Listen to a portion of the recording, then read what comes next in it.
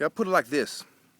Imagine a rape victim who gets, she gets raped by a guy, and society starts playing stupid and says, "Oh, there's something wrong with you," and every time she complains, instead of doing something about it and conceding her point, they rape her again. And so she's throwing a fit and blah blah blah, and she knows when the cops are coming that they're not coming to help her out. They're not, they're coming to silence her. Okay? So she gets raped, she complains, they come to get her, they throw her in the psych ward. She complains about that. She said, "I'm going to the psych ward unjustly. I've been done wrong. I'm a victim here." And it goes on and on for about 10 times. Then she picks up a gun and she just starts laying out cops, judges, shrinks, nurses, you name it. The people that victimized her as well. You could say that, oh, she's crazy or she went crazy, but you would be one dumb, brainwashed, fucking bootlicking coward to say such a thing. And the reason why I bring that up, because most people can't understand what it's like to be victimized specifically by psychiatry. And to complain about it, and when people hear you complain and get really upset and even scream, "Oh, I should kill these motherfuckers," and things like that, to be taken back to the place that victimized you in the first place. And to be there with homosexuals giving you shots in your ass, okay? Imagine being somebody who hates faggots because of your religious convictions, and they take you to a place where faggots give people shots in the ass, where faggots oversee people, where faggots give people medication, okay? You're in there with a bunch of drug addicts, faggots, shrinks who are usually homosexual, because that's why homosexuality got removed from the list of mental disorder, and so on, okay? I'm gonna leave that at that and let you use your imagination from there to understand where I'm going with this. So, where does it start? The question everyone should just ask themselves is, where does it start? It starts with the secret societies who are behind the legislation. Because most of you cowards are too pussy, too blind, and too stupid to understand that secret societies are real. I'll put it like this.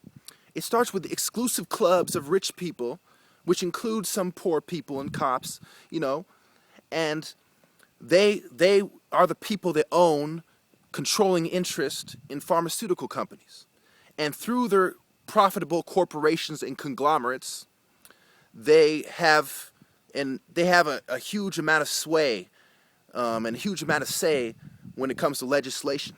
So it starts with the exclusive clubs, and then it goes down to the pharmaceutical companies they own, then it goes down to the government, and then to the pharmaceutical consultants, the psych wards, which are usually a business as well, and to the psychiatrists and the nurses and the cops, all the way down to your own parents who don't know better. That's how the system of victimizing people starts. It starts with the exclusive clubs. It starts with the rich people who have an idea to do this. Then they put this idea into work through their pharmaceutical companies, through their lobbyist organizations, through their favorite fucking politicians, the House of Representatives, the senators, all those bitch-ass motherfuckers who should get shot. And then it goes on through, the rest. And, then you get a lot of colleges that support their idea, because colleges tend to teach people stuff that is taught by quote-unquote valid sources. And when it comes to mental health, who is the valid sources?